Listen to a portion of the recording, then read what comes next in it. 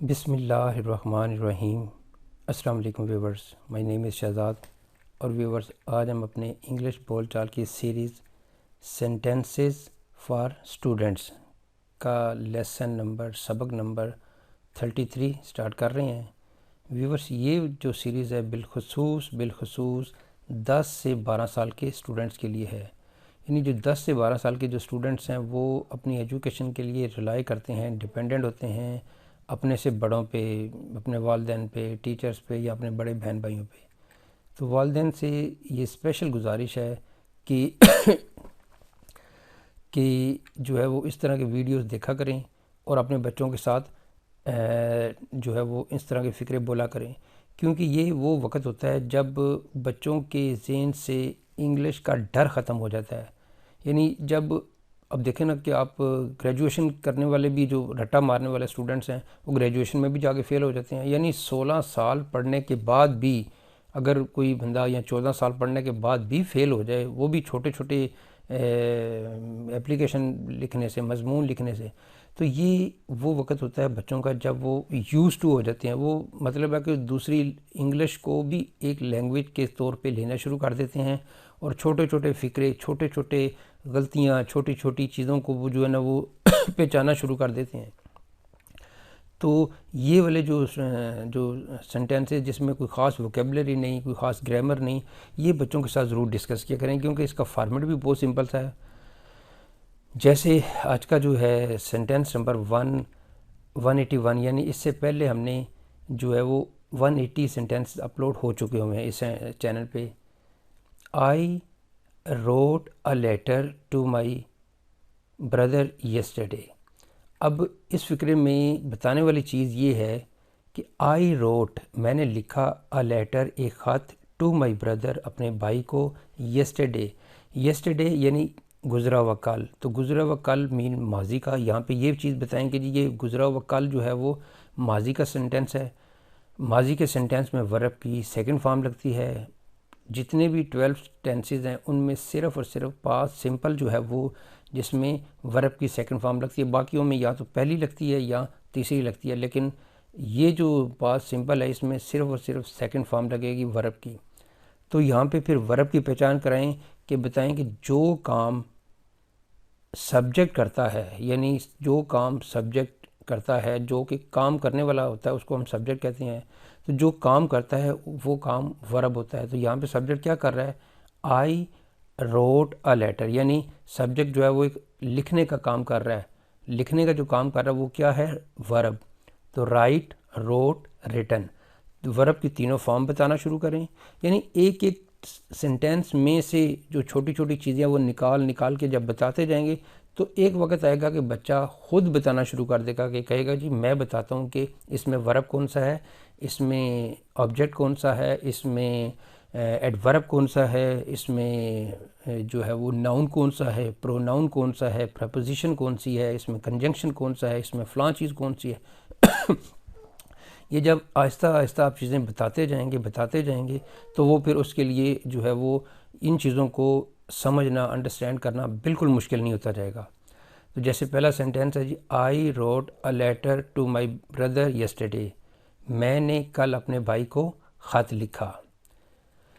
Next है जी sentence number 182, my father bought a book for me, मेरे वालिद ने मेरे लिए एक किताब ख़रीदी।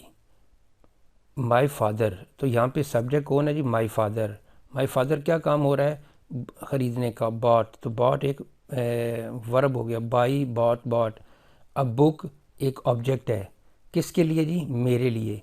तो यहाँ पे ये सब्जेक्ट की जब आप इस तरह का जो है वो उसको एनालाइज करेंगे तो वो और आसान हो जाएगा उन चीज़ों को समझने के लिए कि ये तो फ़िक्रा बहुत सिंपल है। वो जब ये फ़िक्रा बोलेगा कि मेरे वालिद ने मेरे लिए किताब ख़रीदी, तो वो बड़े आसानी से कह देगा कि my brother bot a book for me, my mother bot a book for मी। तो यहाँ पे इन चीज़ों के साथ साथ वो फ़िक्रों में जब वो जिद्दत पैदा आती जाएगी, लेकिन शर्त ये है कि उसे ये चीज़ बताना कि ये चीज़ें सब्जेक्ट हैं, ये चीज़ें ऑब्जेक्ट हैं, ये चीज़ें वर्ब हैं। तो वो उन चीज़ों को आहिस्ता आहिस्ता एनालाइज करता जाएगा और वो उन चीज़ों को फिर आहिस्ता आहिस्ता आहिस्ता बच्चों को फिर मौका देंगे आप।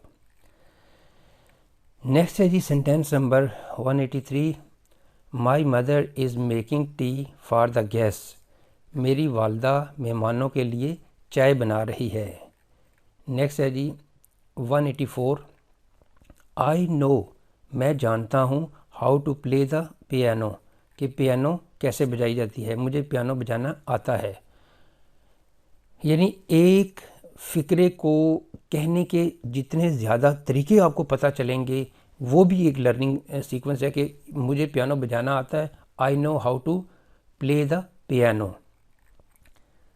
नेक्स्ट है जी I have already bought that book. I have already bought that book यानी मैं पहले ही वो किताब ख़रीद चुका हूँ। I have already bought that book.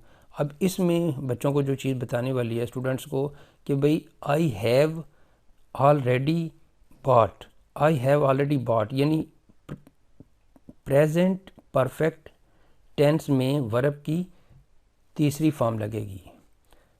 मैं ये किताब पहले ही ख़रीद चुका हूँ, मैं ये किताब पहले ही ख़रीद चुका हूँ। नेक्स्ट है जी sentence number 186, why do you want to be a doctor. Why do you want to be a doctor या why do you want to become a doctor, आप डॉक्टर क्यों बनना चाहते हैं। तो यहाँ पे जो चीज़ बताने वाली है वो ये है कि जब बच्चों से आप पूछते हैं जी कि why do you want to be a doctor, why do you want to be an engineer, why do you want to be a teacher, तो फिर आपको ये चीज़ें प्रोफेशन की वोकेबलरी भी बताएं कि भाई एक प्रोफेशन है डॉक्टर, एक प्रोफेशन है इंजीनियर, एक प्रोफेशन है टीचर, एक प्रोफेशन है बिजनेसमैन, एक प्रोफेशन कोई और चीज़ है। इस तरह के नंबर ऑफ़ प्रोफेशंस की वोकेबलरी आहिस्ता आहिस्ता बच्चों को बताते जाएं। I am talking about my self, मैं अपने बारे में बात कर रहा हूँ, मैं अपने बारे में बात कर रहा हूँ। नेक्स्ट है जी sentence number 188, I can play the piano. यहाँ पे देखें तो एक जो पहला सेंटेंस था I know how to play the piano, और यहाँ पे उसी फिक्रे का थोड़ा सा वेरिएशन आ गई है कि आई कैन प्ले द पियानो, मैं पियानो बजा सकता हूँ। वहाँ पे था कि मुझे पियानो बजाना आता है। आई कैन प्ले यानी एक फ़िक्रे में वैरायटी लाना ये भी ज़रूरी है ताकि एक चीज़ को जितने एक चीज़ को ज़्यादा तरीक़ों से जब एक स्टूडेंट बोल लेता है तो वो भी एक कॉन्फिडेंस बढ़ाने का एक ज़रिया होता है। नेक्स्ट है जी sentence number 189, he is a fat boy, वो एक मोटा लड़का है। तो इस तरह की जो है वो जो अपीयरेंस वाले सेंटेंस है कि जी वो एक पतला लड़का है, वो एक लंबा लड़का है, वो एक छोटा लड़का है, वो एक अच्छा लड़का है। तो इस तरह के जो सेंटेंस है उसमें यानी एक सेंटेंस से ढेरों सेंटेंस बनाने का जो फार्मूला है ये जब बच्चे के ज़हन में जाएगा तो वो फिर आहिस्ता आहिस्ता बैठ के जब उसने आपको 10-10 20-20 फिक्रे डिफरेंट वैराइटीज़ के बना के देने शुरू कर दिए तो वो दिन समझ लें कि आपका वो बच्चे का सक्सेस का पहला दिन शुरू हो जाएगा कि आप कहेंगे कि अब ये उस रास्ते पे चल पड़ा है। जब यह जो चीज़ें यानी बच्चा फ़िक्रा जब बनाना खुद शुरू कर दे तो वो ही आपकी मेहनत का जो है ना वो फल है। यानी वो चीज़ जिसके लिए आपने सारी स्ट्रगल की, सारी चीज़ों को जो है ना वो आपने एक तरफ रख के कि जी ये चीज़ें बच्चे को आनी चाहिए, ये चीज़ उसका जो है ना वो हासिल है। नेक्स्ट है जी आज का last sentence, there is something under the table. There is something under the table, वहाँ मेज़ के नीचे कुछ है, यानी सामने की तरफ आप इशारा करें there is something under the table.